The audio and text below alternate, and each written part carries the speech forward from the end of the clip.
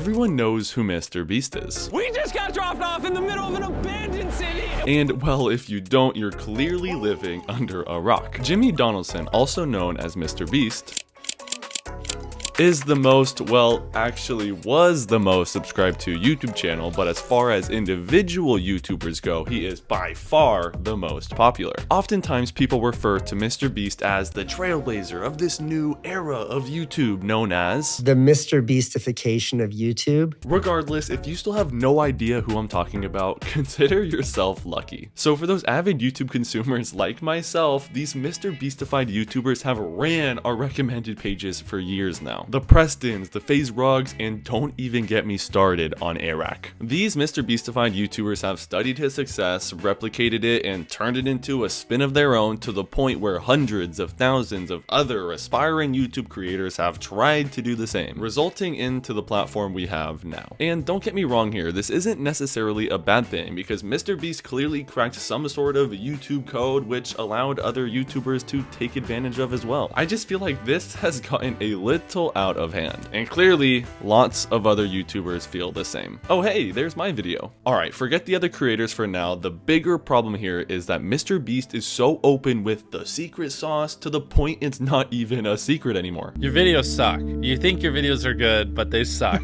You know, they just do. But for real though, he has gone on dozens of podcasts spilling sauce like, all you need to do, this applies to people who have not uploaded videos but have dreams of being a YouTuber, is make 100 videos and improve something every time. Literally, that's it. If people are clicking and watching, then it gets promoted more. And that's literally all the algorithm does, is reflect what the people want to a T. And if you deny that, you just make terrible videos. And granted, these both are fairly easy to understand. Like, obviously YouTube is going to promote videos that people are clicking on the most and watching the longest. This exact recipe is what MrBeast mastered. A high click-through rate parlayed with a long retention rate indicates that the video is worthy of more promotion, which is the exact recipe MrBeast mastered. So much so that the rest of YouTube wants their own taste and have replicated for the past couple of years. Hence the rise of Preston, Eric, and even Ryan Trahan. So obviously MrBeast's advice is clearly valid because it's worked so well for him. It promotes the idea of For making the best videos possible and thumbnails, which just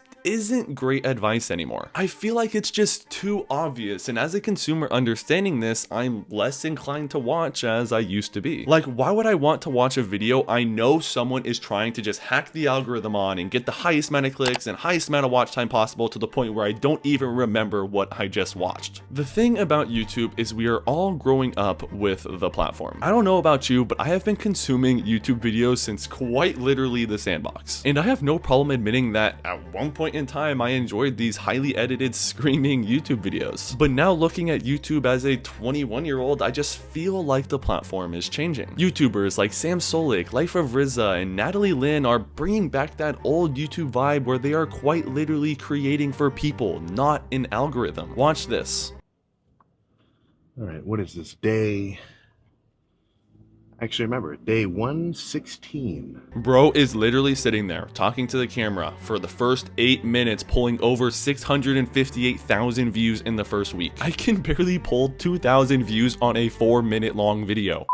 So when MrBeast continues to give the advice of for making the best videos possible, almost feels outdated. Obviously, we all want to create the best videos possible. I just feel like the best is changing. It's not this highly edited, animated, fast-paced brain rot anymore. It's about authenticity and connecting with the creator, which is what YouTube was initially built on. The slower pace, raw shooting style, and just overall authenticity is completely taking over YouTube, and I finally feel like it's time for this to happen. And we can't forget that YouTube is a business that needs to profit. And in order for them to profit, they need viewers to stay on the platform. And in order for viewers to stay on the platform, they need creators to create attractive videos. But those MrBeastified videos that were once attractive just aren't anymore. And I feel like YouTube is finally noticing this, which is why my channel has gotten more love in the past 3 months than it has in the past 3 years. All in all, as a kid, I grew up watching these OG YouTubers like Casey Neistat, FaZe Maggie's Reign, and even Emma Chamberlain. And as I continue to get older, I still find myself consuming YouTube with just about every meal. And never have I been a big fan of traditional media because it all just felt so soulless, for lack of better terms. But don't get me wrong, there's nothing wrong with consuming the odd SpongeBob episode every here and there, but I just feel like in this day and age, people want to connect with real people, not a soulless character who is trying to hack an algorithm to maximize their success on a platform. And that right there is the beauty of YouTube, real creators creating for real people. With that being said, if you found this video interesting, I bet you would find it even more interesting to see why I think YouTube is changing, and don't forget to subscribe.